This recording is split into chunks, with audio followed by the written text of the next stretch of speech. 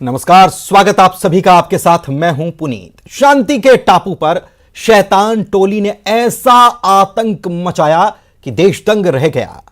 आज सबसे बड़ी चर्चा में चर्चा इस बात पर कि आखिर कौन कौन है खरगोन के खलनायक, आखिर क्यों फेंका गया राम के जुलूस पर साजिश का पत्थर, नफरत फैलाने और माहौल बिगाड़ने की यह साजिश किसने रची।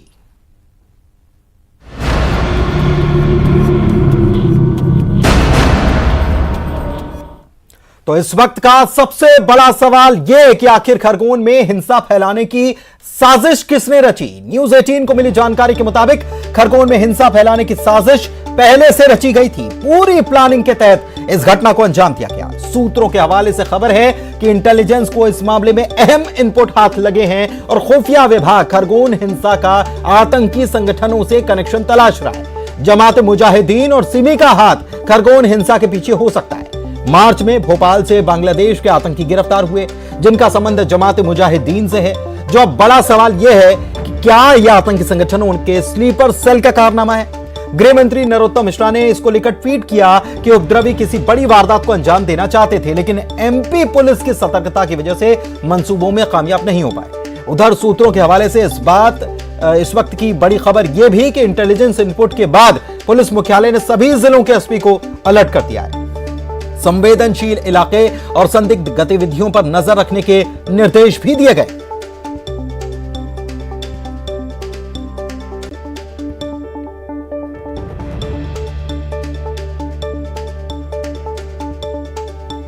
खरगोन हिंसा में प्लानिंग रची गई थी, यह बात निकलकर सामने आई है। खुफिया विभाग को इस बात की बड़ी जानकारी मिली है। हिंसा के पीछे आतंकी संगठनों के हाथ की आशंका सूत्र जता रहे हैं। जमात मुजाहिदीन जिसके आतंकी अभी कुछ दिन पहले ही गिरफ्तार किए गए भोपाल में, या फिर सिमी का इसमें हाथ हो सकता है, ऐसा माना जा रहा है। खरगोन में हुई घटना के 24 घंटे बाद सीएम शिवराज का बड़ा एक्शन भी देखने को मिला। सीएम शिवराज ने सख्त तेवर दिखाया और पहले बयान दिया कि एमपी की धरती पर दंगाई किसी कीमत पर नहीं बख्शे जाएंगे। बयान के कुछ ही देर बाद दंगाइयों को जमीन भी दिखा दी गई। खरगोन में बुलडोजर से रौंद दिए गए दंगाइयों के घर। एमपी के खरगोन और बड़वानी में हुई घटना के बाद सीएम शिवराज ने तुरंत इस पूरे मामले को लेकर हाई लेवल मीटिंग बुलाई। उधर मामले पर बड़ी सियासत के बाद कांग्रेस ने भी मामले की पड़ताल के लिए एक जांच कमेटी का गठन किया। पूर्व मंत्री सज्जन सिंह वर्मा की अध्यक्षता में बनाई गई यह कमेटी अपनी रिपोर्ट पीसीसी को सौंपेगी। खरगोन में दो पक्षों में विवाद के बाद पथराव और आगजनी की घटना हुई, लेकिन फिलहाल हालात पूरी तरह से काबू में कर लिए गए हैं और पूरे शहर में कर्फ्यू लगा हुआ है। और इस बीच गृह मंत्री का बयान आया कि इंटेलिजेंस को मिले इनपुट के मुताबिक प्लानिंग के तहत इस घटना को अंजाम दिया गया। आतंकी संगठनों से कनेक्शन भी खंगाल रही है इंटेलिजेंस, लेकिन इस घटना के बाद सियासत की सतह पर खड़े हो रहे हैं कई सवाल। कौन कर रहा है एमपी के अमन और भाईचारे को खत्म करने की कोशिश? शांति के टापू रहे एमपी की फिजा बिगाड़ने की साजिश आखिर किसकी है?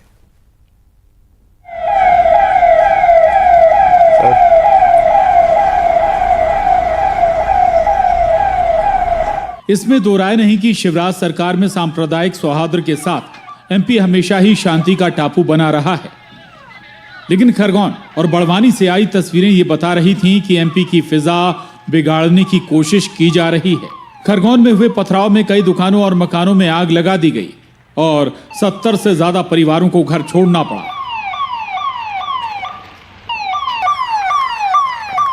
लेकिन एमपी के अमन को खराब करने की फिर कोशिश ना हो, लिहाजा सीएम शिवराज ने 24 घंटे के भीतर ही एक्शन भी दिखा दिया। दंगाइयों के घर बुलडोजर से रौंद दिए गए। सीएम शिवराज ने सख्त तेवर दिखाते हुए पहले ही यह बयान दे दिया था कि दोषी किसी सूरत में बख्शे नहीं जाएंगे। उन्होंने कहा कि एमपी की धरती पर दंगाइयों के लिए कोई स्थान नहीं है।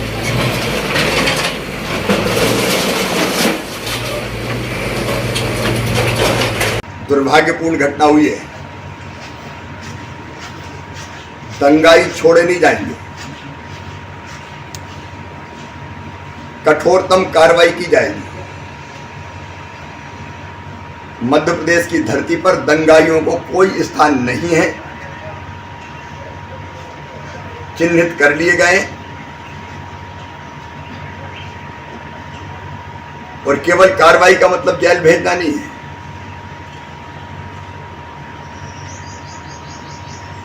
जिनने पत्थर चलाए हैं, संपत्तियों को नुकसान पहुंचाया है,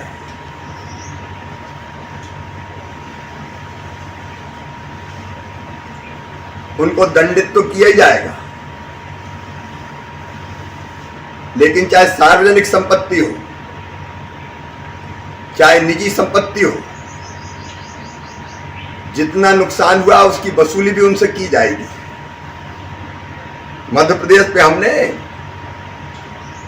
लोक एवं निजी संपत्ति को नुकसान का निवारण और नुकसानी की वसूली अधिनियम पारित किया है।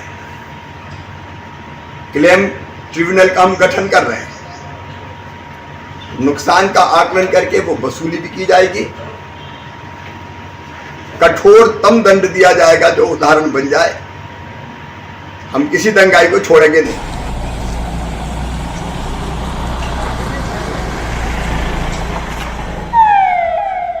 खरगोन में हुई घटना में 10 पुलिसकर्मियों समेत 20 से ज्यादा लोग घायल हुए हैं। खरगोन एसपी सिद्धार्थ चौधरी के बाएं पैर में गोली भी लगी, जिनसे बाद में मंत्री नरोत्तम मिश्रा ने हालचाल जाना। कोई ज्यादा दिक्कत तो नहीं है? नहीं, दिक्कत नहीं सर, वो गोली निकल गई थी सर बाहर। अच्छा, निकल गई गोली। दर्द हो रहा है? पेन तो बहुत है सर। ओके, चलो चिंता करो, नीचे मैं भी डॉक्टरों से बात करता हूँ। थोड़ा ध्यान रखना अपना। Sir thank you sir. Okay, thank you.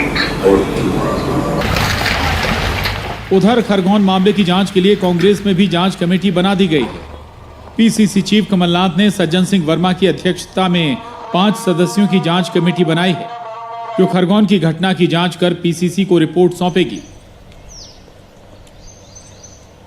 Khargone की दुर्भाग्यपूर्ण घटना को लेकर प्रदेश कांग्रेस अध्यक्ष माननीय कमलनाथ जी ने पार्टी की ओर से 5 सदस्यीय कमेटी गठित की है, जो मौके पर जाकर अपनी निष्पक्ष रिपोर्ट कांग्रेस प्रेसिडेंट को देगी और इस तरह की दुर्भाग्यपूर्ण घटनाओं को बनिस्बत थामने के, जिस तरह माननीय गृह मंत्री जी का वक्तव्य आया है और भारतीय जनता पार्टी के नेता और प्रभावी नेता, जिम्मेदार नेता जिस तरह की बयानबाजी कर रहे हैं, मुझे लगता है कि वो शांति के प्रयासों में बाधक हैं।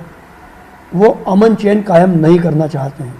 मेरी उनसे हाथ जोड़कर प्रार्थना है कि पहले वो इस दुर्भाग्यपूर्ण स्थिति को काबू कैसे लाया जाए, उस दिशा में अपना कदम उठाएं, बनिस्बत अराजकता फैलाने की। सीएम शिवराज के सख्त तेवरों के बाद 24 घंटे के भीतर खरगोन प्रशासन का ये एक्शन, दंगाइयों के ठिकानों को निस्तनाबूद करती ये तस्वीरें दहशत बन जानी चाहिए कि अमन पसंद एमपी में दंगाइयों के मंसूबे किसी कीमत पर कामयाब नहीं होने दिए जाएंगे। खरगोन से आशुतोष पुरोहित, भोपाल में रंजना दुबे और अनुराग श्रीवास्तव के साथ bureau report, news 18, Madhya Pradesh, Chhattisgarh. और उधर खरगोन की घटना पर छत्तीसगढ़ के मुख्यमंत्री भूपेश बघेल का भी बयान आया और उन्होंने कहा कि घटना दुर्भाग्यजनक है और समय रहते कार्रवाई होनी चाहिए थी। यही बात दुर्भाग्यजनक है। हम सब अपने धर्म को माने। हम लोग भी रामनवमी कितना बड़ा कार्यक्रम किया श्रीनगर में, कहीं कोई बात हुई क्या? लेकिन आप यदि उत्तेजक माहौल बनाएंगे, वातावरण इस प्रकार से बनाएंगे, तो उसका दुष्प्रभाव समाज पे पड़ेगा। आप क्या चाहते हैं? ये लगातार जो जिस प्रकार से भारतीय जनता पार्टी या उसके अनुषंगिक संगठन जितने भी हैं उस प्रकार से उत्तेजना फैला रहे हैं, उससे समाज को ही नुकसान होना है। ये मैं कहना चाहूँगा कि ऐसे मामलों में जो शासन है उसकी जिम्मेदारी है, तो जो उनके जो इंटेलिजेंस है उसकी भी जिम्मेदारी है और उसको समय रहते ध्यान देना चाहिए। तो कई सारे सवाल खड़े